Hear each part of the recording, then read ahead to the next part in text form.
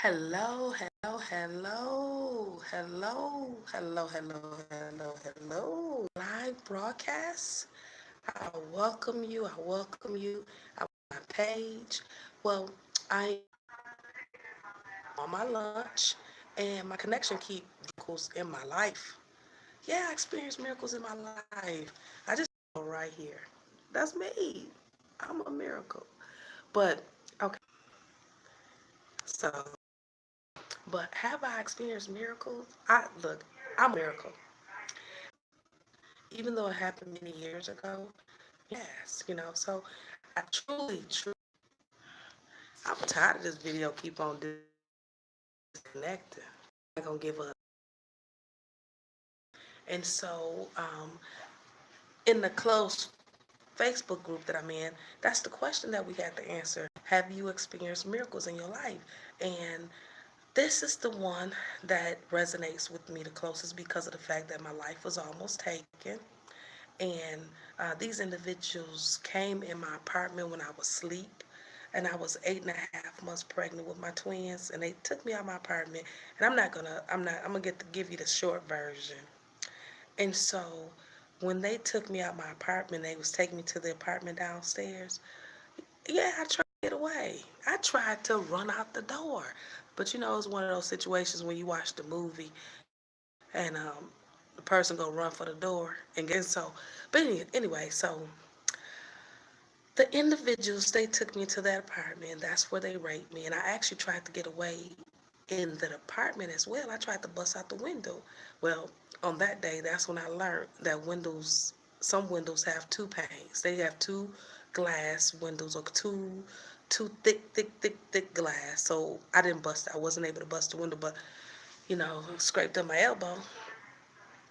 So the individuals they told me that they were going to let me go, but then they end up taking me out the apartment and they drove me around my hometown, which is Flint, Michigan. They drove me around my hometown and giving me hopes that they was going to let me go, and they didn't. And so eventually they ended up taking me back over to the forest that was by my house across the street, because one of the guys, I recognized him. I didn't know him personally, but his mother was one that stayed downstairs below me.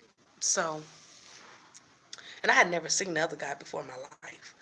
And so, when they took me to the park, man, this park is where other people have been found dead.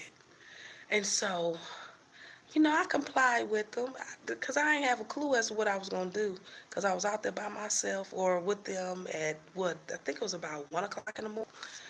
But so they took me, and one day, I couldn't. I tried to run as fast as I could, and I couldn't feel my feet, but I was running.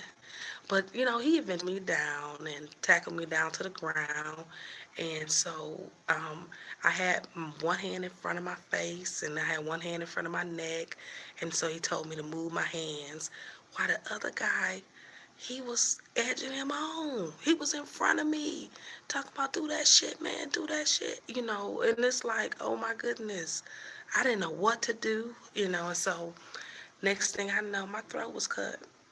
I couldn't believe it, and I fell to the ground. I fell to the ground, and then I felt him feeling on my stomach, and my baby, she was kicking. Yeah, she was kicking.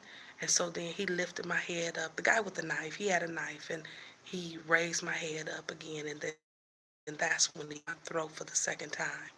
And so this is the miracle that resonates with me, and this has been close to me because it's actually been 25 years, that me and my children has been blessed to continue to be among the living. You know what I'm saying? So it's it's a journey, because even after, well, let me pick back up. Okay, so after they cut my throat, well, after he cut my throat, the guy with the knife, the other guy didn't cut my throat, but he edged him out.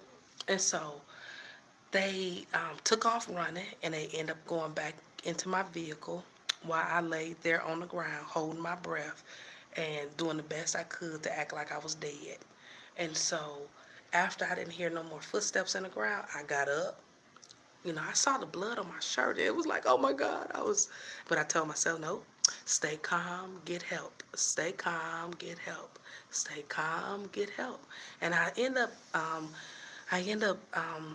had to climb a fence, and I ended up making it to a lady house who called. My connection again, it disconnected. But anywho, um, I made it to, I guess I'm gonna have to stay still because this keep cutting off. And so, back to what I was saying. So I made it to the hospital and so they were 30 to 50 years. And the guy without the knife, he was sentenced 25, 50 years. And so the guy without the knife, he got released. Yes, he he did 25 years and they let him out. The guy without the knife, they end up releasing him on November the 20th, 2018. So he's paroled, and I, I'm assuming that he's like in a halfway house. So he's scheduled to be released. So with that being said, that is the miracle. I've learned I really can't do video sitting where I'm sitting. So with that being said, I go ahead and wrap this video. Do I believe in miracles? Yes. I believe in miracles happen every day. Every but I have to end because it keep cutting off. I hope everyone have an awesome day. And no matter where you may view this video from, no matter what I was going through, I never gave up. I never gave up on myself. I never gave up on life because I knew God has a purpose for my